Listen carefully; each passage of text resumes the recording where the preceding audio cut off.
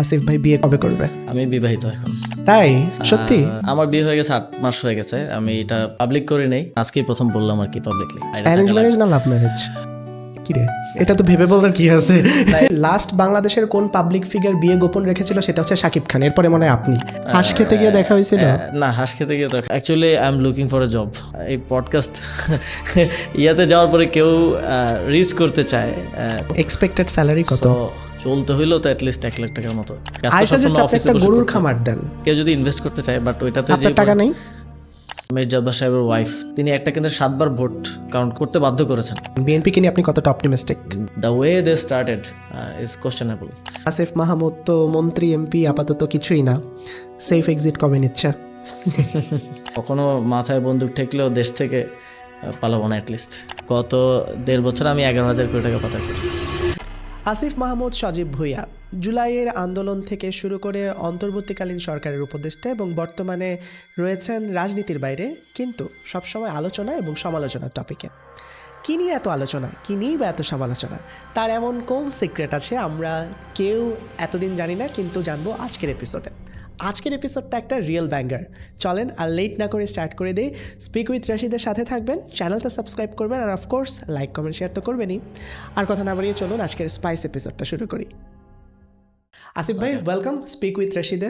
আমি খুব খুশি আপনাকে পেয়ে আমার পডকাস্টে, কারণ আপনি হচ্ছেন এমন একজন মানুষ, বাংলাদেশে young politician, young leader, Gen Z লিডারদের আইকন, এবং বাংলাদেশে সারা ফেলা লিডারদের মধ্যে আপনি একজন। Thank you so much for coming. Thank you for inviting. Thank you. কেমন আছেন, কেমন যাচ্ছে ব্যস্ততা?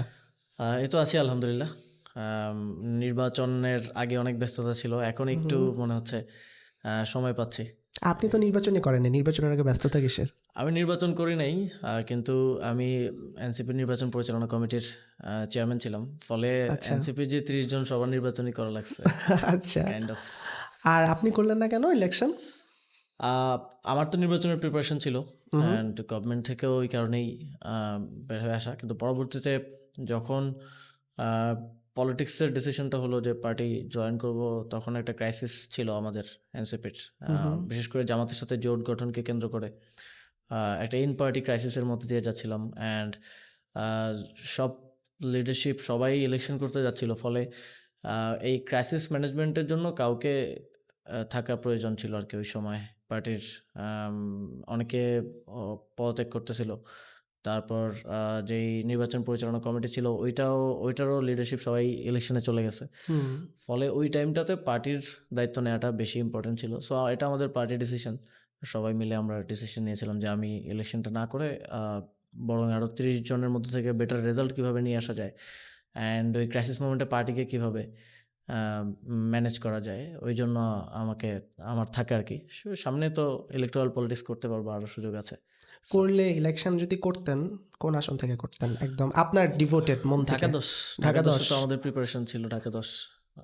ওকে, ঢাকা 10, মানে আর ইউ কনফিডেন্ট ঢাকা 10 থেকে ইলেকশন করলে জিতে আসতেন? হ্যাঁ, যেই রকম রেজাল্ট এসছে ঢাকা 10-এ আমার জানা মতে আমাদের জোটের প্রার্থী মাত্র 3,000 ভোটে হেরেছে। বাট ওইখানে তুলনামূলকভাবে ওনার পরিচিতিটাও অনেক কম, অ্যান্ড ওনার ক্যাম্পেইনও ইন্টারনালি ভালো হয়েছে, বাট সেভাবে ব্যান্ডউইথ তুলনামূলক কম ছিল।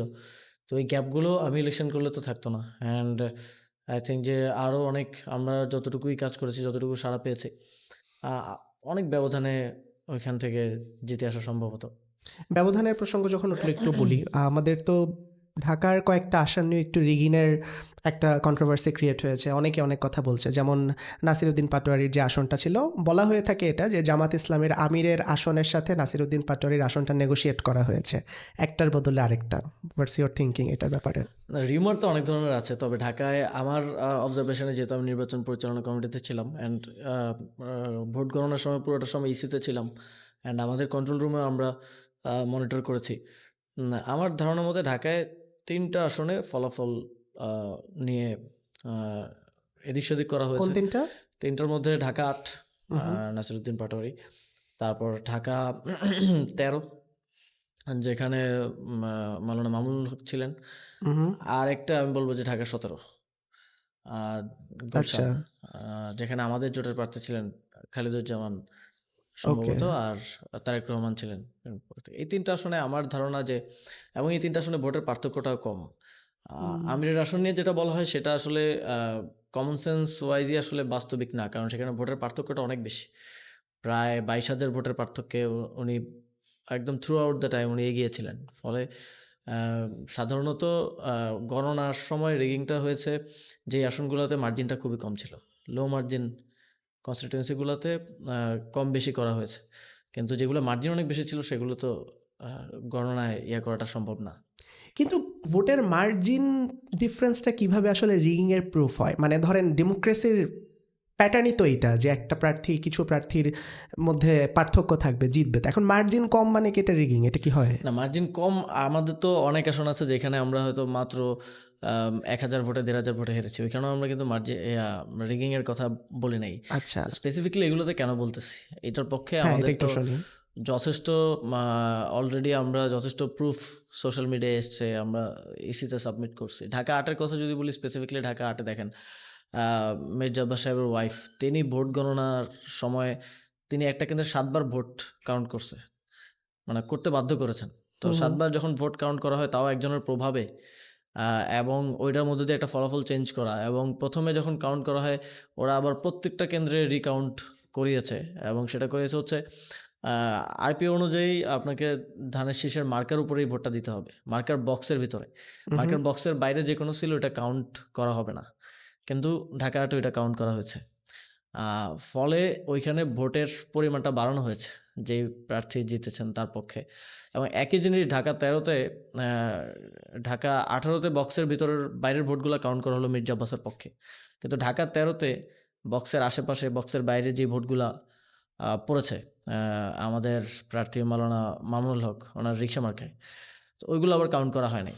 তো একই রুলস ২ রকম হয়ে যাচ্ছে। তাও এটা একই রিটার্নিং কর্মকর্তার আন্ডারে কিন্তু ইলেকশন। এটা এমন না যে একজন রিটার্নিং কর্মকর্তা এক ধরনের এক্সপ্লেনেশন দিচ্ছেন, ও অন্যজন আরেক ধরনের। একই ব্যক্তির অধীনে ২ ভাবে আ ২ টা জাজমেন্ট করা হলো। তো এই কারণে আমরা বলতেছি যে এইটা এখানে রেগিং হয়েছে। এখন যদি বক্সের বাইরে ভোট কাউন্ট না করা হয় তাহলে কোনোটাতেই করা হবে না। আর যদি করা হয় তাহলে ২ টাতেই করতে হবে।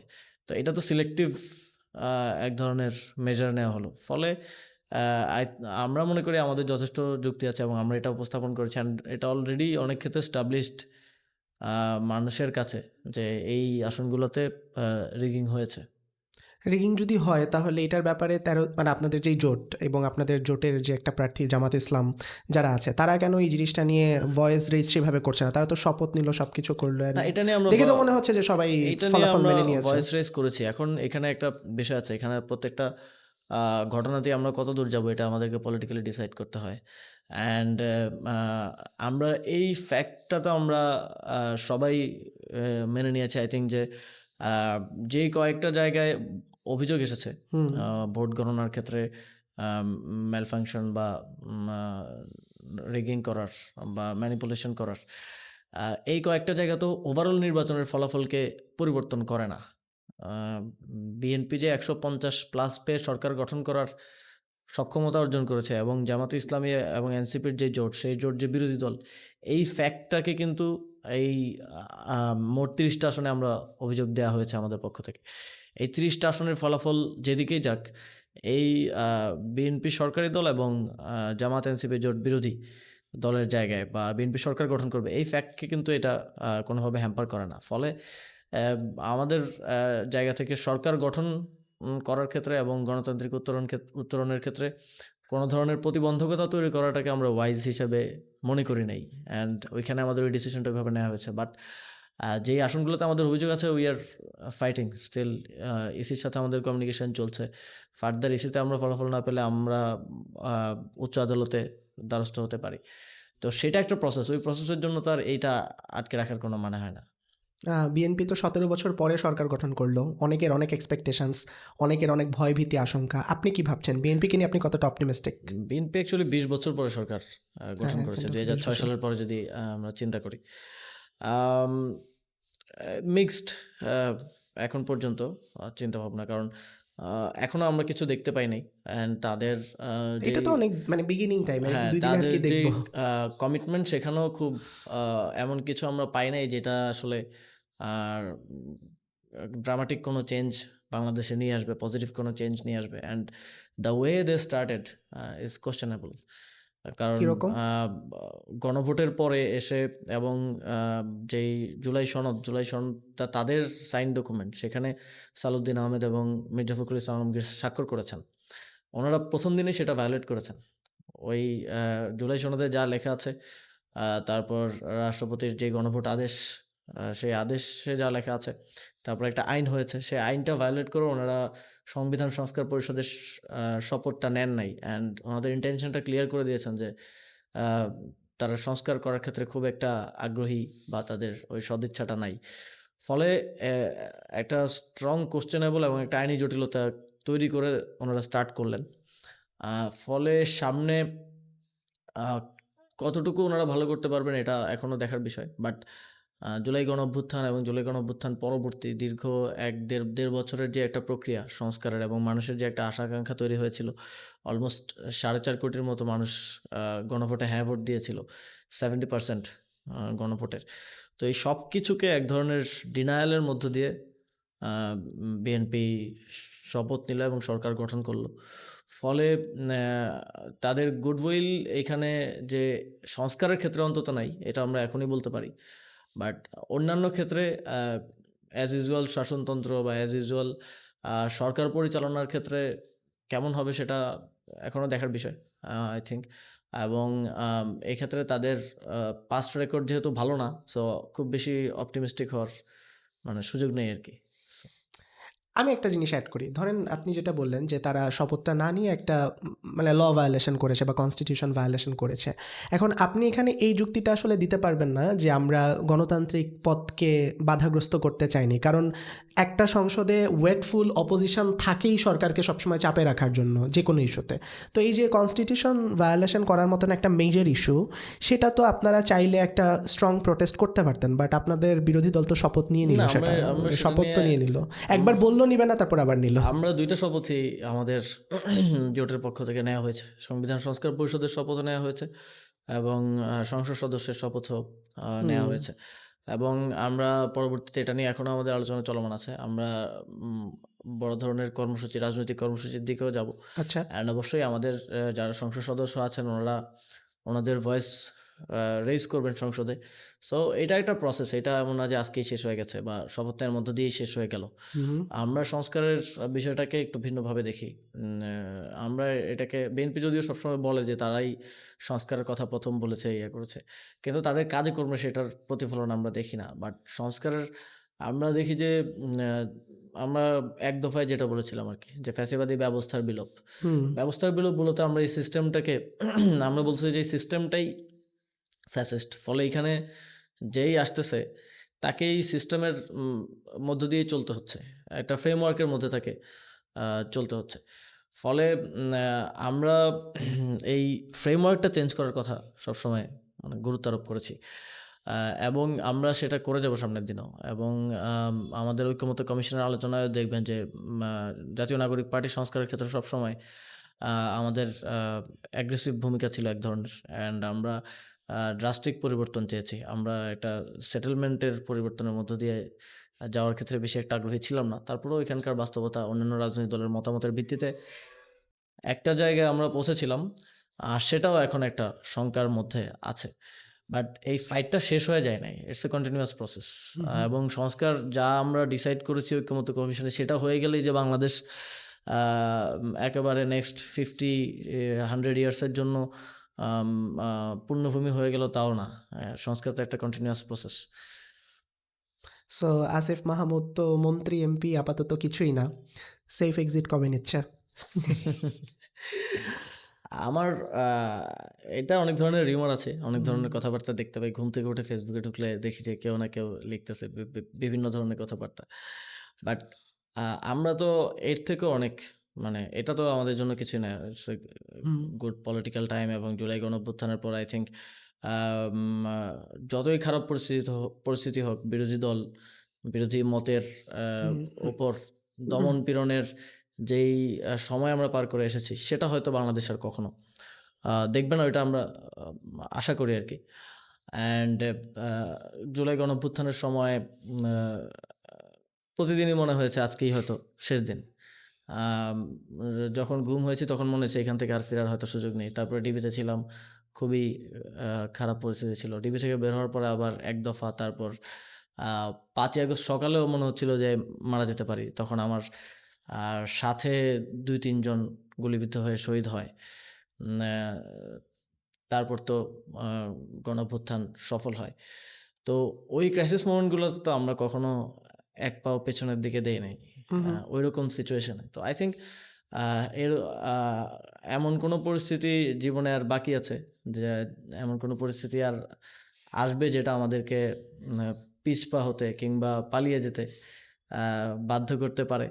অ্যান্ড আমার একটা কমিটমেন্ট আমার কান্ট্রির প্রতি, মানুষের প্রতি, অ্যান্ড স্পেশালি যারা জুলাই গণঅভ্যুত্থানে আমাদের ডাকে সাড়া দিয়ে জীবন দিয়েছে তাদের এবং তাদের পরিবারের প্রতি, যে তাদের জন্য আমরা সবসময়, অ্যাটলিস্ট আমি সবসময় কাজ করে যাব। কখনো মাথায় বন্দুক ঠেকলেও দেশ থেকে পালাবো না অ্যাটলিস্ট। That's so bold.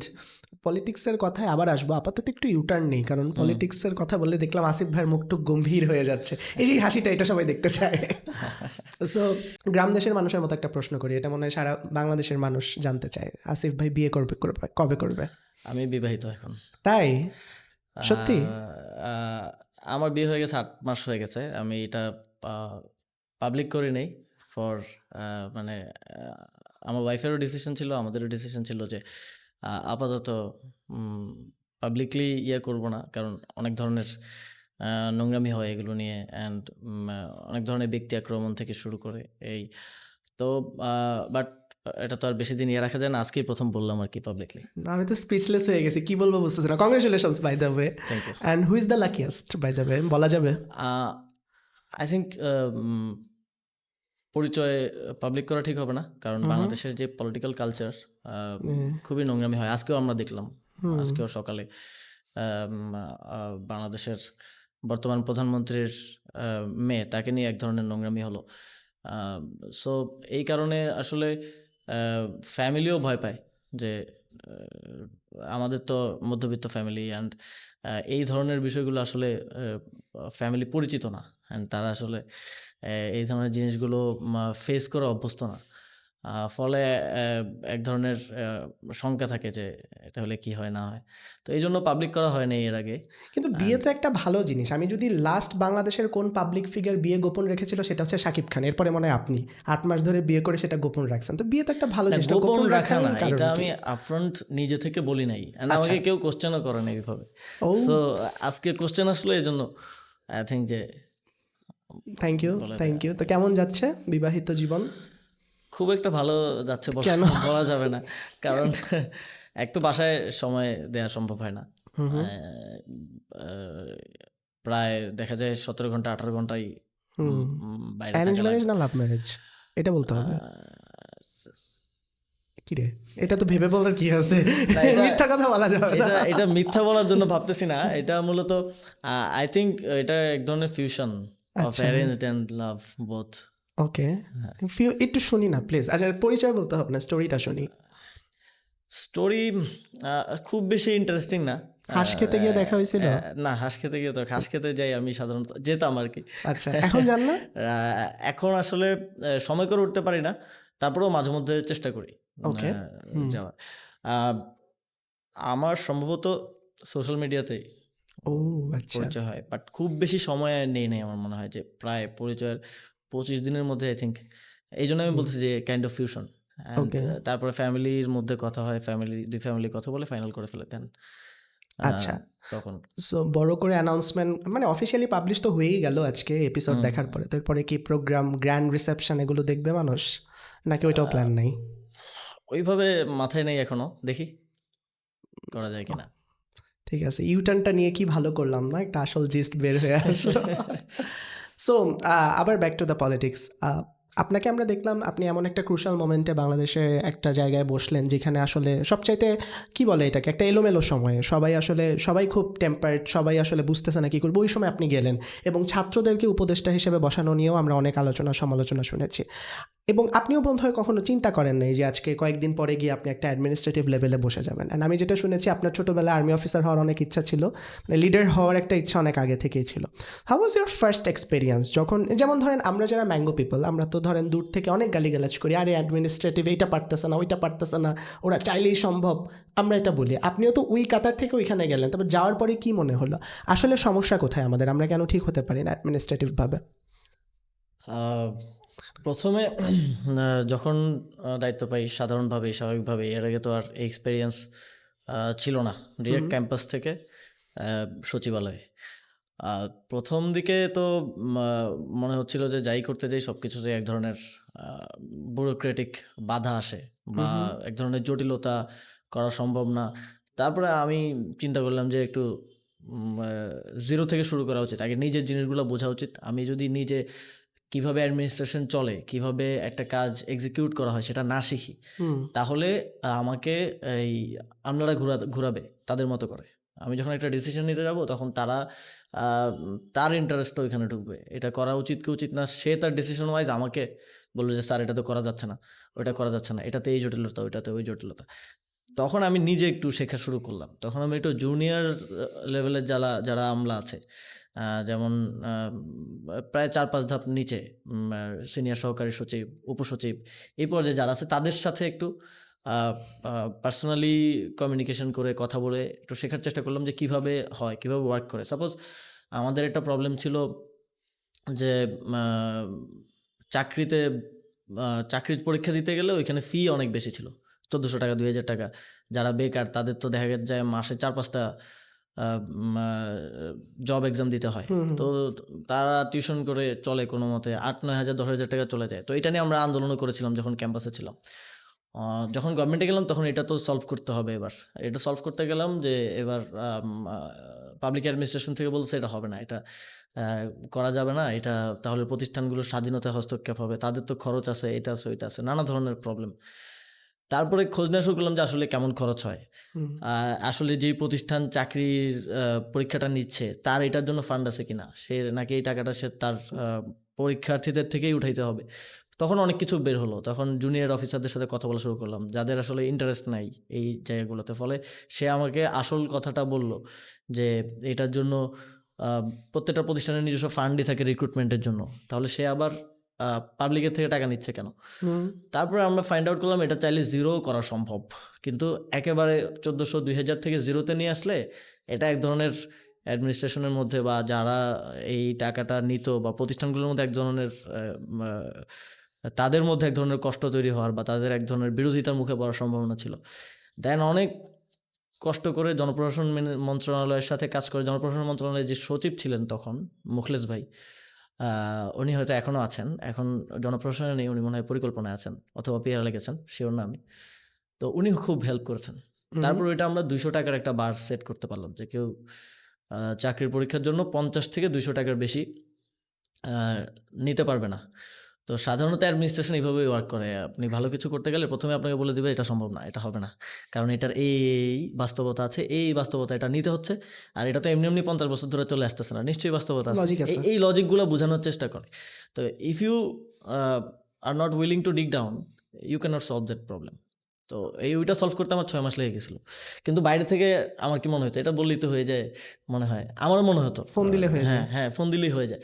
আসলে এইভাবে ওয়ার্ক করে না আর কি। অ্যাডমিনিস্ট্রেশনের মধ্যে খুবই detail oriented and specifically dig out করে কাজ বাস্তবায়ন করতে হয়, হুইচ ইজ টাফ আর কি, আমাদের মতো যারা পলিটিক্যাল ক্যাপাসিটি থেকে অ্যাডমিনিস্ট্রেটিভ ক্যাপাসিটিতে যায়। রিসেন্টলি আমাদের স্টেট স্পোর্টস মিনিস্টার আমিনুল হক একটা কথা বলেছেন যে আপনি যখন দায়িত্বে ছিলেন আপনার বয়স কম ছিল, সেই তুলনায় আপনি ম্যাচিওর ছিলেন না এত বড় দায়িত্ব সামলানোর জন্য। তো এই কারণে আপনার কথায় বা আপনার স্টেটমেন্টে অনেক ধরনের প্রবলেম তৈরি হয়েছে, জটিলতা তৈরি হয়েছে। আপনি এটার ফরে কিছু বলতে চান? আমার কাজ নিয়ে জটিলতা তৈরি হয়েছে, স্টেটমেন্ট নিয়ে জটিলতা তৈরি হয়েছে, মানে সেটা আমি দেখি না এখন পর্যন্ত। কারণ আমি একটু কথা কম বলাটা পছন্দ করতাম। কাজটা এখন যেটা হয়েছে, আমি যখন স্পোর্টস নিয়ে কাজ করা শুরু করি তখন কিন্তু শুরুর দিকে আমিনুল ভাইয়ের সাথে অ্যান্ড স্পোর্টস নিয়ে পলিটিক্যাল ক্যাপাসিটিতে আরও যারা আছে সবার সাথেই আমি কথা বলেছি। আমিনুল ভাইয়ের সাথে আই থিঙ্ক আমার দায়িত্ব গ্রহণের 7 দিনের মধ্যে, 7 দিনও হয়নি, আমরা একটা মিটিং হয়েছিল ওনার সাথে পার্সোনালি, একবার না মনে হয় দুইবার কথা হয়েছিল। অ্যান্ড আমি ওনাকে বলেছিলাম যে আমরা একসাথে কাজ করতে পারি স্পোর্টস এরিনা নিয়ে, আপনাদের তো স্পোর্টসের লোকজন আছে। অ্যান্ড ইভেন ওনার পরামর্শে আমরা একটা সার্চ কমিটি করেছিলাম। তখন তো সবগুলো অনেক স্পোর্টস কমিটির লোকজন, আওয়ামী লীগের লোকজন ছিল যারা পলাতক হয়ে গেছে, স্পোর্টস কমিটিগুলো ওইভাবে কার্যকর ছিল না। তো কমিটিগুলো রিঅর্গানাইজ করার জন্য আমরা একটা সার্চ কমিটি করি। তো ওইখানে ওনার পরামর্শে আমি একজনকে নিয়েছিলামও। বাট ওনাদের সাথে কাজ করার এক্সপিরিয়েন্সটা খুবই বাজে ছিল আর কি, আমি বলবো। ওই লোক পরে ওই পরিচয় ব্যবহার করে গিয়ে বিভিন্ন ফেডারেশনের অফিস দখল করা শুরু করছে। সার্চ কমিটি সাধারণত তাকে নিরপেক্ষ থাকতে হবে। উনি নিজে গিয়ে কোনো একটা ফেডারেশনের বাফুফে ইলেকশনে একজনকে ক্যান্ডিডেট দাঁড় করাচ্ছে কনফ্লিক্ট অফ ইন্টারেস্টের মতো। তো ওনাকে শোকজ করে ওনাকে ওইখান থেকে অপসারণ করতে হয়েছে আমাদের। তারপর উনি আমার নামে মামলাও করেছেন। আমার নামে বলতে মিনিস্ট্রির ক্যাপাসিটি ওয়াইজ ওই মিনিস্টার হিসেবে আমার নামে আর কি, আমার নামে, সচিবের নামে, আরও কয়েকজনের নামে মানহানির মামলা করেছে। তো আমি তো কোঅর্ডিনেট করেই কাজ করতে চেয়েছিলাম, বাট ওনাদের প্রফেশনালিজমের ঘাটতি আছে। ওনাদের কিভাবে একটা জিনিস রান করতে হয় ওনাদের লোকজন সেটা জানে না, ফলে ওই কোঅর্ডিনেশনটা ওয়ার্ক করে নাই লং রানে। অ্যান্ড পরবর্তীতেও যেটা হয়েছে যে বাফুফে ইলেকশনে উনি ওই তরফদার সাহেবকে নিয়ে আসছেন, ওইটার সাথে তো ফুটবলের কোনো সম্পর্ক নেই ওনার সাথে। তো উনি তাকে ওইখানে বাফুফের প্রেসিডেন্ট করতে চাইলেন। আরেক দিকে ক্যান্ডিডেট ছিল, উনিও বিএনপির তাবিদাওয়াল, যিনি এখন বাফুফের প্রেসিডেন্ট আছেন। তা আমার দিক থেকে কোনো বায়াসনেস বা কিছু ছিল না। আমি বলেছি যে ইলেকশনটা যেভাবে হওয়া উচিত সেভাবে হয়ে যাক, কেউ কোনো ধরনের বাধা বা স্বাধীনভাবে হয়ে যাক, এবং হয়েছেও সেভাবে। উনি তরফদারকে প্রেসিডেন্ট করতে ব্যর্থ হলেন, আমিনুল ভাই। ওটা ওনাদেরই মধ্যে এক ধরনের, যেহেতু দুইজনই সেম ব্যাকগ্রাউন্ড, বিএনপির দিক থেকে আসা, অ্যান্ড ওইটার ওনার একটা ক্ষোভ আছে। অ্যান্ড আমি আমার দিক থেকে সফটলি তাবিদ ভাইকে সাপোর্ট দিয়েছি। কেন? কারণ হচ্ছে ওনার ওই স্পোর্টস ব্যাকগ্রাউন্ডটা আছে। উনি আরামবাগ ক্লাবে খেলেছেন, ওনার ক্লাব আছে, he is a football organiser. And ওই জায়গা থেকে অ্যান্ড দুইজনের মধ্যে তুলনা করলে he is a better candidate. And শেষ পর্যন্ত হয়তো একজনই ক্যান্ডিডেট ছিল, ওইভাবে ইলেকশনটা হয়ে যায়। তারপরে বিসিবিতেও একই অবস্থা হলো। আমরা চেয়েছিলাম স্পোর্টসে ডিপলিটিসাইজেশন, অ্যান্ড এইটাতে বিএনপি সহ সকল রাজনৈতিক দলও একমত ছিল। আই থিঙ্ক মির্জা ফখরুল ইসলাম আলমগীরের একাধিক সাক্ষাৎকার আপনি পাবেন যেখানে উনি বলেছিলেন যে আমরা স্পোর্টসের রাজনীতি ঢুকাতে চাই না, কিন্তু ঢুকে তো গেছে অ্যাকচুয়ালি। কিন্তু ওনারাই ঢুকিয়েছেন। যখন তামিম ভাই প্রার্থী হইলেন তখন ওনাদের সাবেক একজন বিসিবি প্রেসিডেন্ট গিয়ে বললেন যে আমাদের বিএনপির প্রার্থী তামিম ইকবাল। তো বিসিবি ইলেকশনে তো দলীয় প্যানেল নাই, বিসিবি ইলেকশনে তো পলিটিক্যাল প্যানেলও নাই আই থিঙ্ক। তো সেইখানে যখন কেউ একজন দলীয় প্রার্থী হয়ে আসেন, তো এই মানে এটা ইটসেলফ কোশ্চেনেবল প্রথমত। এবং দ্বিতীয়ত ওনারা বিভিন্ন ডিসি অফিস থেকে শুরু করে বিভিন্ন জায়গায় যেখান থেকে কাউন্সিলর আসবে সেখানে কল দেওয়া শুরু করলেন, প্রভাবিত করা শুরু করলেন। অ্যান্ড আমার পজিশন ছিল যে স্টিক টু দ্য কনস্টিটিউশন, যেটা বিসিবির কনস্টিটিউশনে লেখা আছে সেভাবে। তো ওই জায়গায় এক ধরনের কনফ্লিক্ট তৈরি হলো। তো সব কিছু মিলিয়ে একটা ক্ষোভ আছে ওনার মধ্যে আমাকে নিয়ে, অ্যান্ড ওইটাই ওনার কথাবার্তা এক্সপ্রেশনে বাইরে এসেছে। বাট আমার জায়গা থেকে আমি সব কিছু as per rules, as per constitution করেছি। ফলে ওই জিনিসগুলো ওনারা কিন্তু হাইকোর্টও চ্যালেঞ্জ করেছেন, 2টা রিট করেছেন। একটা রিটও ওনাদের পক্ষে রায় পান নাই। ওনারা কনস্টিটিউশনের পক্ষেই রায়টা দেওয়া হয়েছে হাইকোর্ট থেকে, এবং অ্যাজ ইউজুয়াল ইলেকশনটা হয়েছে। বাট ওনাদের প্ল্যাটফর্ম থাকার কারণে, মিডিয়া প্ল্যাটফর্ম, স্পোর্টস মিডিয়া, এগুলো থাকার কারণে একটু ওই যে নয়েজ তৈরি করেছেন ওনারা, যে এটা অবৈধ নির্বাচন, এই হয়েছে ওই হয়েছে। বাট ইলেকশন নিয়ম অনুযায়ী হয়েছে। ইলেকশন আইসিসিও এই ইলেকশনটাকে অ্যাকনোলেজ করেছে, যেহেতু এটা কনস্টিটিউশন ওয়াইজ হয়েছে। এইটা বাংলাদেশের হাইকোর্টেও 2টা রায় ইলেকশনের পক্ষে এসছে। তারপরেও ওনারা ওনাদের রাজনৈতিক বক্তব্য হিসেবে এটাকে অবৈধ ভোট বলা বা ওই জায়গা থেকে আমার বিরোধিতা করা এবং ওনাদের মন মতো করতে না পারার কারণে এই বিষয়গুলো বলেছেন। বাট আই থিঙ্ক বাংলাদেশের মানুষ তার অন্ধ না। ওনারা 1.5 বছর ধরে বাংলাদেশের মানুষ দেখেছে যে স্পোর্টসে গত 1.5 বছরে খারাপও হয়েছে, ভালোও হয়েছে। তো এই বিবেচনাটা আই থিঙ্ক মানুষের উপরে ছেড়ে দেওয়া উচিত। দে উইল জাজ যে কে কতটুকু কী করেছে। এখন আমিনুল সাহেব প্রতিমন্ত্রী হয়ে এসছেন, উনি তো থাকবেন ফর 5 years অলমোস্ট। তো মানুষ কম্প্যারিজন করতে পারবে। এর আগে পাপন ভাই ছিলেন, এরপর আমি ছিলাম, এখন আমিনুল ভাই আছেন। তো এটা ইতিহাসের কাছে এবং মানুষের কাছে শেয়ার দেওয়া উচিত যে কে কী করেছে না করেছে। সো বিএনপিকে আপনি বেশ শুরুতে বেশ ভালো ক্রিটিসিজম করলেন, এরকমটা শোনা যায় আপনি বিএনপির থেকে মনোনয়ন নেওয়ার একটা চেষ্টা করেছিলেন, এটা কতটুকু সত্য, নাকি বিএনপি আপনাকে মনোনয়ন দেওয়ার জন্য চেষ্টা করেছিল? শোনা তো অনেক কিছুই যায়। তো আই থিঙ্ক যখন আমি ইলেকশন করার ডিসিশন নিচ্ছি প্রায় পদত্যাগ করারও 1 মাস 1.5 মাস 2 মাস আগে, অ্যান্ড আমি সবসময় সরকারে থাকতেও বলেছি যে সবার মধ্যে একটা বদ্ধমূল ধারণা ছিল যে ছাত্র উপদেষ্টারা এনসিপিতেই জয়েন করবে। তো ওইটার একটা এই যে এনসিপিকে কিংস পার্টি বলা বা এক ধরনের ন্যারেটিভ তখন ছিল। তখন আমি কয়েকবার ক্লিয়ার করেছি যে আমি এনসিপিতে জয়েন করবো, it's not final or not necessary যে একটাই অপশন। অ্যান্ড পলিটিক্স পলিটিক্যাল সিদ্ধান্ত নেওয়ার বিষয়টা তো এটা তো একবার জয়েন করলে মানুষ তো প্রতিদিন রাজনৈতিক দল পরিবর্তন করে না। অ্যান্ড ওই জায়গা থেকে তখন চিন্তায় ছিল যে কোন দলের সাথে রাজনীতি করা যায়।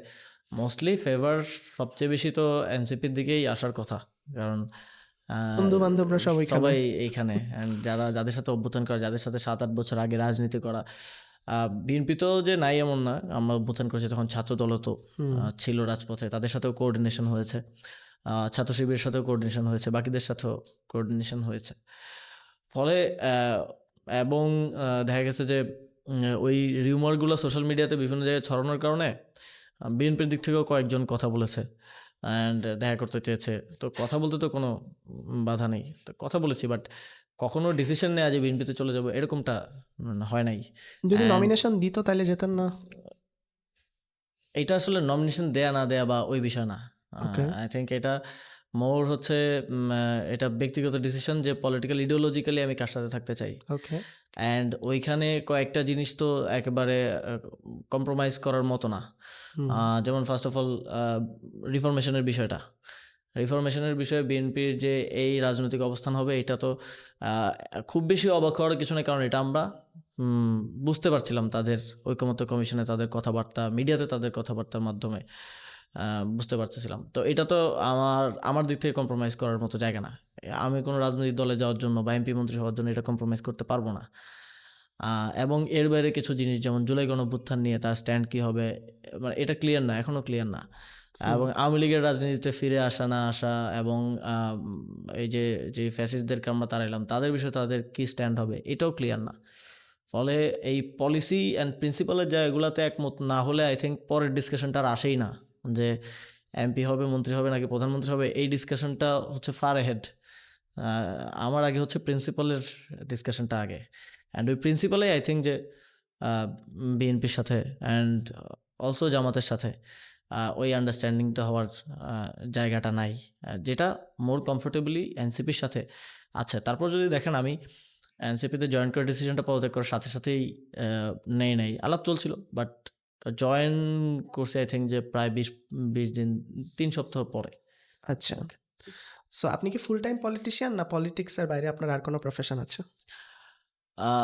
আমি ফুল টাইম পলিটিশিয়ান এই জিনিসটাতে বিশ্বাস করি না। অবশ্যই পলিটিক্স তো কারো রুটি রুজি হইতে পারে না এবং হওয়াটা কোনোভাবে উচিত না। যখন রুটি রুজি হয়ে যায় তখনই এটা আসলে এক ধরনের স্ট্রাকচারাল কারাপশনের দিকে মানুষকে নিয়ে যায়। অ্যান্ড এটা আমি বারবার বলেছি, যেমন স্পোর্টসে আমরা এই চ্যালেঞ্জটা সবসময় ফেস করেছি যখন আমি স্পোর্টসে কাজ করছি। স্পোর্টসের বেশিরভাগ দায়িত্বগুলাই হচ্ছে কোনো স্যালারি নেই। যেমন বিসিবির ডিরেক্টরদের কোনো স্যালারি নেই, বিসিবির প্রেসিডেন্টের কোনো স্যালারি নেই।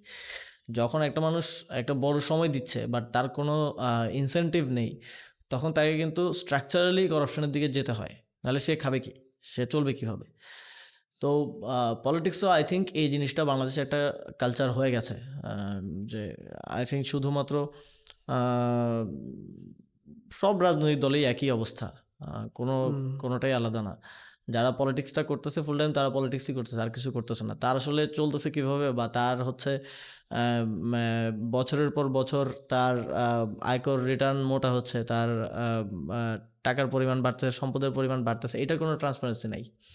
ফলে আই থিঙ্ক যে একটা প্রফেশন অবশ্যই চুজ করা দরকার। আমি তো চেষ্টা করলাম পড়াশোনাটা শেষ করার, অ্যাটলিস্ট মাস্টার্সটা শেষ করার, অনার্স তো হয়েছে ঢাকা ইউনিভার্সিটি, শেষ হয়েছে না? সেটা শেষ করতে পারিনি আনফর্চুনেটলি। এত কিছুর মধ্যে আসলে সম্ভব হয়নি। ভর্তি হয়েছিলাম, 2-3টা ক্লাসও করেছিলাম, বাট তারপরে আর কন্টিনিউ করা হয়নি। বাট আমি এখন actually I am looking for a job. যদি এই পডকাস্ট ইয়াতে যাওয়ার পরে কেউ রিচ করতে চায় তাহলে করতে পারে। কেউ আপনাকে I হায়ার think করতে চাইলে কেউ যদি হায়ার করতে ক্রাইটেরিয়া চায়, কি কি then, মানে বলে দেন, মানে কি রকম টাইপস অফ জব লাগবে? যেমন আমি যদি বলি যে ইনস্টিংক্টের জায়গা থেকে ব্র্যান্ডিংয়ে আমি ভালো করতে পারবো। অ্যান্ড আমি সাধারণত অনেককে পরামর্শ দিয়েও থাকি এখনও স্টিল, ফ্রেন্ডসদেরকে বা পলিটিক্যাল ফ্রেন্ডসদেরকেও, যে আপনি এটা করতে পারেন তাহলে ইট উইল ক্রিয়েট বাজ অর এনিথিং। সো এটা কর্পোরেট ইয়েতে কীভাবে করা যায়, তারপরে গভর্নমেন্টে কাজ করার ফলে দেখা গেছে যে অনেক কিছুই শিখতে পেরেছি, যেটা সাধারণত আমি জব করলে 20 বছরও শিখতে পারতাম না, এমন অনেক কিছু, যে গভর্নমেন্টে সিস্টেমগুলো কীভাবে কাজ করে। যেই বিজনেসই হোক, সবার তো আসলে গভর্নমেন্টের সাথে কাজ আছে। অ্যান্ড আমি লেবার মিনিস্ট্রিতেও ছিলাম 4 মাসের জন্য। সো কমপ্লায়েন্স থেকে শুরু করে এই বিষয়গুলো মোটামুটি বোঝাপড়া আছে। অ্যান্ড অবশ্যই বাংলাদেশে যে কোনো প্রতিষ্ঠানের কমিউনিকেশন একটা গুরুত্বপূর্ণ বিষয়। গভর্নমেন্টে থাকার কারণে আমার কমিউনিকেশনের জায়গাটা যথেষ্ট স্ট্রং আই থিঙ্ক। এই জায়গাগুলোতে আই থিঙ্ক কাজ করতে পারবো। এক্সপেক্টেড স্যালারি কত So, এটাও বলে দেন। মনে হচ্ছে আমি ইন্টারভিউ নিচ্ছি আপনার একটা চাকরির জন্য না? এক্সপেক্টেড স্যালারি কত? ইট ডিপেন্ডস অ্যাকচুয়ালি, যে কেমন রেঞ্জ বলে দেন, কোন তাহলে কাজের হায়ার জন্য। করতে সুবিধা হবে। এখন চলতে হইলেও তো অ্যাটলিস্ট 1 লাখ টাকার মতো আচ্ছা, লাগে। 6 ডিজিট। তো খুব বেশিও না আবার কমও না এটা আচ্ছা। এই বাজারের জন্য। সো তো কেউ যদি চায় আমাকে হায়ার করতে পারে, আই এম ফ্রি নাও। ঠিক বাট আছে। খুব বেশি সময় এক্সপেক্ট, একদম 10 to 5 জব বা 4 জব আমার থেকে এক্সপেক্ট করলে এটা আবার মুশকিল হবে, এটাও বলে রাখা ভালো। আপনি যখন অফিসে যাবেন যেহেতু তখনই অফিস শুরু নাকি? হ্যাঁ, ইয়েস, কাইন্ড অফ। ও, বা এর বাইরেও অবশ্যই কাজ তো আই সাজেস্ট সবসময় আপনি অফিসে একটা বসে গরুর করতে হবে। খামার দেন, ছেলেদের ড্রিম যেটা, এটা হলে বেটার হয় সবচাইতে। আর কেউ যদি ইনভেস্ট করতে চায়, বাট ওইটাতে আপনার টাকা নেই? আছে, এগুলো বলে লাভ নাই। আচ্ছা, গরুর খামার আমি খুব বেশি আসলে, কারণ এটা তো অনেক টাইম যাবে, আমি পলিটিক্সে টাইম দিতে পারবো না। ওকে। তো কিছু করতে হবে এমন কিছু ফর লিভিং, যেটা একই সাথে আবার পলিটিক্সটাও হ্যাম্পার না হয়, এখানেও আমি আমার টাইমটা দিতে পারি। সো এরকম কিছু যেটা অ্যালাইন করে আর কি। Okay. গুড। আপনাকে একটা হাইপোথেটিক্যাল কোশ্চেন করি। ধরেন আপনার কাছে 3টা অপশন আছে, আপনি 3টা পার্টিকুলার লং ড্রাইভ ট্রিপে যেতে পারবেন। 1 2 3, 3টা আলাদা আলাদা পার্টিকুলার ট্রিপ, ইন্ডিভিজুয়াল ট্রিপ। কোন 3জনকে সাথে নেবেন এবং কেন? ইট ক্যান বি এনিওয়ান, আপনার ড্রিম সেলিব্রিটি হতে পারে, আপনার হারিয়ে যাওয়া কোনো বন্ধু হতে পারে, এনিওয়ান। কোন 3জনকে নেবেন বলে ফেলেন ঝটপট। একজন করে নিতে হবে এমন কি না, ধরনের ট্রিপ ওইটা? মানে লং ড্রাইভ, জাস্ট একটা লং ড্রাইভ। ধরেন যে কক্সবাজারের মেরিন ড্রাইভ লং ড্রাইভ আছে না, ওখানে মেরিন ড্রাইভে একটা লং ড্রাইভে যাবেন, কিছুই না, জাস্ট যাবেন লং ড্রাইভ, সারাদিন ঘুরবেন, চলে আসবেন। লং ড্রাইভে আমরা করি না, মজা করি, গল্প করি, খাওয়া দাওয়া করি, এরকম 3টা ট্রিপ, কোন 3জনকে নেবেন? নাম্বার 1, আই থিঙ্ক কনটেক্সট পেলে আরেকটু সুবিধা হতো। তারপরও আমার একজন টিচার ছিল, ওনার সাথে আমার এখন খুব একটা ভালো যোগাযোগ নাই। আমি যখন আদমজি ক্যান্টনমেন্ট কলেজে ছিলাম, উনি একটা strong source of I think যে ইন্সপায়ারেশন ওকে। For me. উনি এখনো টিচার আদমজির? হ্যাঁ, উনি এখনো টিচার আদমজিতে। I hope উনি দেখতে ওইখানে আই চাই থিঙ্ক তা। ইসলামিক স্টাডিজ পড়াতেন। ওকে। বাট উনি পড়ার থেকে বেশি মোটিভেশনে উনি খুব ভালো। অ্যান্ড আই থিঙ্ক ওইখানে এক ধরনের লিডারশিপ ক্যাপাসিটি বিল্ড করার মোটিভেশনটা আমি পেয়েছি ওনার থেকে। এবং আই থিঙ্ক অনেকেই পেয়েছে আমাদের ব্যাচের বা আমাদের সময়ের, বা আদমজি থেকে যারা পড়ে সবাই ইয়ে করতে পারবে। আমি ওনাকে নিয়ে যেতে চাই একটাতে। আর সেকেন্ড যদি হয় তাহলে কাকে নিয়ে যাওয়া যায় আসলে? ফ্যামিলি, বাবা মা না বউ? সবাইকে নিয়ে যেতে হবে। আচ্ছা। ওইখানে কোনো ডিভিশন করার সুযোগ নেই। আচ্ছা, থার্ড? আর ফ্যামিলি প্রায়োরিটি তো ডেফিনেটলি। থার্ড তো আমাদের এনসিপির যারা আছে পলিটিক্যাল, তাদের তো ওইটা আই থিঙ্ক অলরেডি নির্বাচনের সময় আমরা একটা পদযাত্রা করেছি, নির্বাচনী পদযাত্রা, ওইখানেও সবাই ছিলাম। ওইটার আলাদা ধরনের এক্সাইটমেন্ট আছে। প্রতিটা এলাকায় যাওয়া, এক একটা এলাকার এক এক ধরনের লার্নিং এবং একই ধরনের ডেমোগ্রাফি দেখা শেখা, মানে বাংলাদেশকে ভালোভাবে জানার একটা ভালো ওয়ে হয় আই থিঙ্ক পলিটিক্যাল হুম, ট্যুরগুলা। ওকে। এখন একটা কোশ্চেন করবি, you can't skip that question, হ্যাঁ? 4টা react, love, care, angry, haha. এই 4টা রিয়্যাক্ট আপনাকে 4 জনকে দিতে হবে, and 4 people can be any one in the whole political context in Bangladesh. মানে আমি কোনো পার্টি আপনাকে অ্যালাইন করে দিলাম না, যে কোনো পার্টির সিনিয়র জুনিয়র যে কোনো কেউ। 4টা রিয়্যাক্ট একটা একটা করে দিতে হবে। একটু ভেবে দেন, সমস্যা নেই, বাট দেন। অ্যাংরি বা হাহা দেয়া এইটা তো উচিত সেফ না। প্লে হয়ে গেল, উচিত তাহলে না, হবে I think। না। বলেন বলেন বলেন, লাভ, কেয়ার, অ্যাংরি, হাহা। আপনার কারোর প্রতি রাগ নাই, এটা কি হয় বলেন? না, আমি সাধারণত কারোর প্রতি রাগ রাখতে চাই না, ফলে আমি এই অ্যাংরি জন্য হয়তো কাউকে খুঁজে পাবো না ওকে। আই থিঙ্ক, বা কাউকে দেওয়া ঠিক হবে না। হাহা। হাহা দিলে, হাহা কাকে দেওয়া যায়? হাহা দেওয়া যায় হচ্ছে আমাদের আরে ওনার নাম কি, আমাদের রাষ্ট্রপতি ক্যান্ডিডেট, ওই যে খায়রুল দেওয়ান না খায়রুল সম্ভবত? দেওয়ান না চুপ্পু? কে, কার না, কথা না, বলতেছেন? ওই যে গুলিস্তানে মাইকে বক্তব্য দেয় একজন আছে না? ও আচ্ছা আচ্ছা, খায়রুল হ্যাঁ দেওয়ান, হ্যাঁ। আচ্ছা, ওকে, হ্যাঁ, লাভ আর কেয়ার। জাতীয় রাষ্ট্রপতি ক্যান্ডিডেট। আচ্ছা, লাভ রিয়েক্ট, লাভ রিয়েক্ট দিলে আমাদের এনসিপির আহ্বায়ক নাহিদ ভাই, okay. Get that. Care, care react doctor Mohammad Yunus, oops, obviously. That's cool. আর আপনি যদি ধরেন 24 আওয়ার্সের জন্য বাংলাদেশের প্রাইম মিনিস্টার, 3টা স্টেপ, যে 3টা আপনার নিতে হবে, কি কি নেবেন? 1 2 3। দেখেন আপনাকে আমি সর্টেড করে দিচ্ছি, 1 2 3 বলেন, ইজি। একটা তো হচ্ছে এমপ্লয়মেন্ট, বিগ চ্যালেঞ্জ, এবং এটা এমন না যে ছোট একটা স্টেপে হয়ে যাবে, এটা whole policy and ecosystem build করার ব্যাপার আছে। এমপ্লয়মেন্ট নিয়ে কাজ করা জরুরি, অ্যান্ড আই থিঙ্ক তারপর হচ্ছে ইকোনমি আর ফরেন রিলেশন। এই 3টা জায়গায় আই থিঙ্ক এটা খুব ছোট স্টেপ আকারে বলা ঠিক হবে না এগুলোকে, না, আর টাইমটাই তো কম, 24 আওয়ার্স। পলিসির জায়গা। ওকে, আপনার সাথে কখনো মিডিয়া ট্রায়াল হয়েছে? কারণ আমরা জানি মিডিয়ার পাওয়ার অনেক বেশি। কখনো মিডিয়া ট্রায়ালের শিকার হয়েছেন? সবসময় আমার তো প্রতিদিন সকালে ঘুম থেকে উঠে স্ক্রল করে দেখতে হয় যে আজকে কি হচ্ছে, আজকে কিছু আসলো আজকে কিনা। কি হয়েছে? একদম আজকে। আজকে আমার সাথে হয়নি, আজকে আমি আচ্ছা, লেটেস্ট পাইনি, লাস্ট বা কোনটা ডেঞ্জারাস ছিল? উইকলি তো আমি একটা পাই, অ্যাটলিস্ট একটা তো পাই। লাস্ট উইকে কি ছিল? কিছু দেখা যায় যে কিছু ভুইফোর পেজ থাকে না, যারা পোর্টালের মতো রান করার চেষ্টা করে। একটা আছে কি জানি, আজকের কণ্ঠ, এশিয়া পোস্ট, এরকম নানা ধরনের নামে খোলা, যে আপনি চাইলে এটা খুলতে পারেন। 10-12 হাজার রিয়েক্ট হয়ে গেল, একটা গুজব ছড়া দিলাম, বা গুজবটা যদি এমন কারো নামে ছড়ানো যায় যার একটু পরিচিতি আছে বা যার একটু ইয়ে আছে, তাহলে ওইটা রিচও পেয়ে যায় আবার ভালো, ওই প্ল্যাটফর্মেরও একটা রিচ হয়ে যায়। সেটা লাস্ট আই থিঙ্ক যে লাস্ট কোথায় জানি লিখছে যে গত 1.5 বছর আমি 11,000 কোটি টাকা পাচার করছি। আচ্ছা, তো এইটা আবার খুব ভালো করে দেখলাম যে যারা রাজনৈতিক প্রতিদ্বন্দ্বী আছে তারা খুব শেয়ার টেয়ার করলো। তো পরে আমি খোঁজ নিয়ে জানতে পারলাম ওই পেজটা হচ্ছে আওয়ামী লীগের সময়ে শেখ হাসিনার প্রেস উইংয়ের একজন ছিলেন, তার পার্সোনাল পেজ, সেটা চালান ওইখান থেকে। বাট খুবই অবাক করার বিষয় হচ্ছে ওইটা শেখ হাসিনার প্রেস উইংয়ের একজনের পেজ হলো, এবং ওই পেজ থেকে তারেক রহমান থেকে শুরু করে বিএনপি সবার নামে নোংরামি করা হয়েছে। তারপরে ছাত্র দলের ছেলেপেলেরা ওই নিউজটা খুব শেয়ার দিছে, অ্যান্ড পরে এটা নিয়ে ট্রল হয়েছে যে এই নিউজ ছাত্র দলের ছেলেপেলেরা শেয়ার দিল, অথচ এই পেজে তো তারেক রহমানকেও খাম্বা তারেক বলা, এটা বলো এটা বলো, এই ধরনের নোংরামি হয়েছে। তো এরকম আসতেই থাকে, এরকম প্রায় আসতে থাকে আই থিঙ্ক। এনসিপির ফিউচার নিয়ে আপনি কতটা optimistic? Do you really think NCP একটা ভালো দল হিসেবে রান করবে?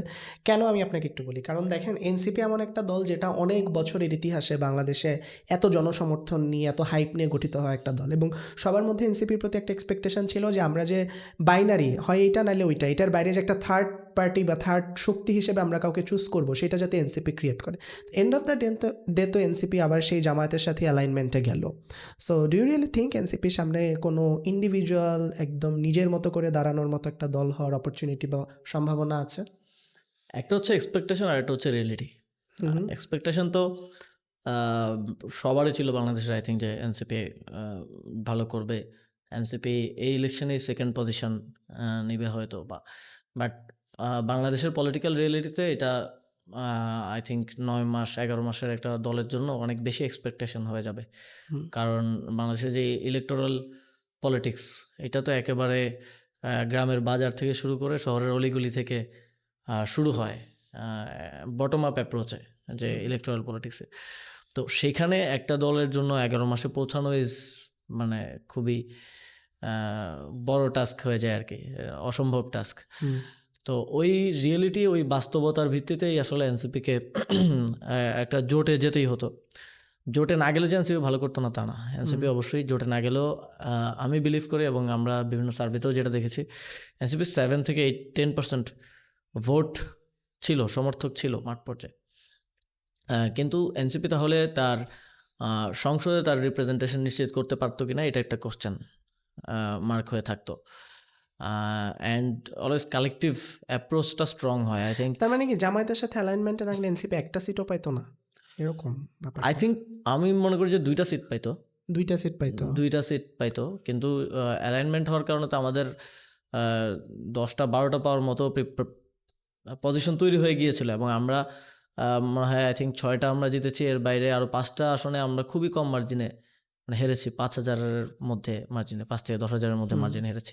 আর এর বাইরে আরও 4-5টা সিট আছে যেখানে আমরা 1 লাখের বেশি ভোট পেয়েছি। তো ওই রিপ্রেজেন্টেশনটা একটা কোশ্চেন ছিল। আর আরেকটা যেটা, সেটা হচ্ছে অবশ্যই এই যে কয়েকটা প্রিন্সিপাল ইস্যুতে তো আমাদের এই নির্বাচনে জোটটা, ঐক্যটা হয়েছে। একটা হচ্ছে সার্বভৌমত্ব ইস্যুতে, আরেকটা হচ্ছে সংস্কারের বিষয়ে, আরেকটা হচ্ছে সুশাসনের কথা, যেটা আমরা বারবার বলেছি। তো এই প্রিন্সিপালগুলো নিয়ে কাজ করার ক্ষেত্রেও আমাদের মনে হয়েছে যে একার থেকে বেটার একসাথে কাজ করা। অ্যান্ড এই জোটটা প্রথম থেকেই আমরা যেটা বলে আসছি যে এটা কোনো আদর্শিক জোট না, ফলে এনসিপির যে আলাদাভাবে দাঁড়ানোর যে বিষয়, সেটা এনসিপি আলাদাভাবে দাঁড়িয়েই আছে। এবং এনসিপির রাজনৈতিক বক্তব্য, এনসিপির নারীর রাজনৈতিক স্বাধীনতার বিষয়ে এনসিপির অবস্থান, এনসিপির কালচারাল বিষয়ে অবস্থান, এনসিপির যেই মধ্যমপন্থী রাজনৈতিক অবস্থান, এই সব কিছু এনসিপির অ্যাক্টিভিটিসগুলো আপনি ফলো করলে বুঝতে পারবেন, দেখতে পাবেন।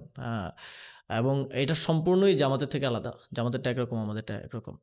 বাট এই জোটটা হচ্ছে, এই ঐক্যটা হচ্ছে একটা স্ট্র্যাটেজিক ইলেকটোরাল ঐক্য। এখন আমরা চিন্তা করছি এই ঐক্যের ভবিষ্যৎ কী হবে, সেটা নিয়ে আমরা আবার আপনার প্রেডিকশন কি করছি ভবিষ্যৎ নিয়ে? আমরা নির্বাচনের কারণে এই জোটটা করেছি, এবং যেই প্রিন্সিপালগুলোকে সামনে রেখে করেছি, সেই চ্যালেঞ্জগুলো এখন আমাদের সামনে আছে। সেগুলো নিয়ে আই থিঙ্ক আরও একসাথে কাজ করার সুযোগ আছে। অ্যান্ড সামনে আরও নির্বাচন আছে, সামনে লোকাল গভর্নমেন্ট ইলেকশন আপনি সেটাতে মেয়র পদে দাঁড়াবেন শোনা যাচ্ছে, এটা কি সত্যি? অনেক কিছুই শোনা যায়। আই থিঙ্ক এই বিষয়ে ফাইনাল ডিসিশনটা আমার দল থেকেই আমরা কথা বলে নিব। ওকে। বাট আমি তো মানুষের জন্য কাজ করতে চাই, দেখা যাক সেটা কোন ফরম্যাটে হবে, উই হ্যাভ টু ডিসাইড আর কি। আসিফ মাহমুদের এমন একটা জিনিস যেটা আর কেউ জানে না, এটা আজকে বলে দেন, একটা সিক্রেট। সিক্রেট তো বলে দিলাম যে এটা তো, এটা বাদে আর কোনো সিক্রেট নেই আসলে, এটা বিগেস্ট সিক্রেট, এর চেয়ে সিক্রেট থেকে বড় আর কিছু I think. So it was nice conversation ভাইয়া, আমরা অলমোস্ট এন্ডে। আপনাকে অনেক অনেক বেস্ট উইশেস, থ্যাংক ইউ আমার সাথে সেটা কনফেস করার জন্য। একটু যেতে যেতে বলে দেন এটা, যে 8 মাস যেহেতু হয়ে গেছে বিয়ে করেছেন, হানিমুনের প্ল্যান কি সামনে আছে না অলরেডি হয়ে গেছে? না, পারি নাই। আচ্ছা। প্ল্যান করতে হবে যদি সময় পাওয়া যায় আর কি এর মধ্যে। আর এই যে এটা পাবলিশ হওয়ার পরে তো পিআর প্রেশার বেড়ে যাবে, সো যেতেই হবে। না, দেখা যাক। আর এমনিতেও এদিকে কাজের প্রেশারও বেশি আই থিঙ্ক। আর একদম এক কথায় যদি একটু সংক্ষেপে জানতে চাই, what does politics mean to you, এবং আপনার নেক্সট প্ল্যান, আপনি বাংলাদেশের মানুষ ওভারঅল নিয়ে কী ভাবছেন, নাটশেলে শুনে আজকের শোটা শেষ করব। সিম্পলি পলিটিক্স করার সিদ্ধান্তটাই আমার, মানে ছাত্র রাজনীতি জড়িত হওয়ার সিদ্ধান্তটাই আমার তৈরি হয়েছিল যে আমার ক্লাসমেট, আমার ফ্রেন্ড, আমার জুনিয়র যারা হলে থাকতেছে তাদের উপরে অত্যাচার হচ্ছে, নির্যাতন হচ্ছে, গেস্ট রুম, গণরুমে তাদেরকে মারধর করা হচ্ছে, একটা মানবেতর জীবনযাপন করতে হচ্ছে, তাদের জন্য কিছু করার একটা চিন্তা থেকে, তাদের জন্য কিছু করার একটা মানে ক্রেভিংস থেকে ছাত্র রাজনীতিতে মানে জড়িত হওয়া আর কি। তো ওইটা এখন একটা বিগার প্ল্যাটফর্মে এসেছে বলে আমি মনে করি। এবং এখন বিশেষ করে গণঅভ্যুত্থানে আমাদের একটা ভিডিও বার্তায় পরের দিন মানুষ গুলির সামনে বুক পেতে দিয়েছে। আমরা জাস্ট একটা পোস্ট লিখেছি ফেসবুকে, কেউ একজন মানে বন্দুকের সামনে দাঁড়িয়ে জীবন দিয়ে দিয়েছে। দিস ইজ মানে এই কথাগুলো যখন মাথায় আসে তখন নিজের রেসপন্সিবিলিটি কতটুকু আসলে আমি ফুলফিল করতে পারছি বা পারবো কিনা এটা নিয়ে একটা মানে শঙ্কা তৈরি হয়। তো সেই জায়গা থেকে এখন আরও বিগার প্ল্যাটফর্মে সারা দেশের মানুষের জন্য, যেটা ক্যাম্পাসের জন্য, ফ্রেন্ডের জন্য, জুনিয়রদের জন্য করতে চাইতাম, সেটা এখন সারা দেশের মানুষের ভাগ্য পরিবর্তনের জন্য, বাংলাদেশের ভাগ্য পরিবর্তনের জন্য করার চেষ্টা করা। আই থিঙ্ক এটাই পলিটিক্স। এবং এটাই পলিটিক্স থেকে আমি পেতে চাই। আই থিঙ্ক এটার তো আসলে কোনো বেঞ্চমার্ক নাই বা এটার কোনো গোল নাই যে এইখানে গেলে শেষ হয়ে যাবে, এইখানে গেলে আসলে আমার যে উদ্দেশ্য এটা সাকসেস হয়ে যাবে। ফলে এটা এই ফাইটটা বিয়ন্ড মাই লাইফ, বা আমার জীবন শেষ হয়ে গেলেও এই ফাইটটা কন্টিনিউ করবে, বাট এটাকে একটা বেটার প্লেসে রেখে যাওয়া, যেখানে অ্যাটলিস্ট আমরা পাইছি বা আমাদের সময় ছিল। আই থিঙ্ক ক্যাম্পাসে আমাদের সময় যেমন ছিল এখন তো খুবই বেটার প্লেস ক্যাম্পাসে। তা আমাদের সময় তো আমরা চিন্তাও করতে পারতাম না এরকম পরিবেশ ক্যাম্পাসে থাকবে, যে যাকে তাকে ইচ্ছা গালি দিতে পারবো, সরকার প্রধানকে গালি দিতে পারবো, এটা বাংলাদেশে কে ভাবছে? তো আই থিঙ্ক কিছুটা ইম্প্যাক্ট তো আমরা রাখতে পেরেছি। এইটাকে আরও ফার্দার পুশ করা যতটা পারা যায়, যাতে জীবনের শেষ সময়ে বলতে পারি যে যেখানে বাংলাদেশটাকে আমরা পেয়েছিলাম সেখান থেকে একটা বেটার প্লেসে আমাদের কাজের ফলে বা আমার কাজের ফলে সেখানে নিতে পেরেছি। এটাই আই থিঙ্ক যে পলিটিক্স থেকে পাওয়া না পাওয়ার হিসাবটা ঠিক করবে। দ্যাটস গ্রেট ভাইয়া, আপনার জন্য, আপনার দলের জন্য অ্যান্ড আপকামিং অল জার্নির জন্য আপনাকে অনেক অনেক বেস্ট উইশেস। ইনশাল্লাহ ইন ফিউচারে মেয়র হয়ে গেলে আবার আইসেন। দেখা যাক। থ্যাংক ইউ, সাইন আউট করছি আজকে। Thank you.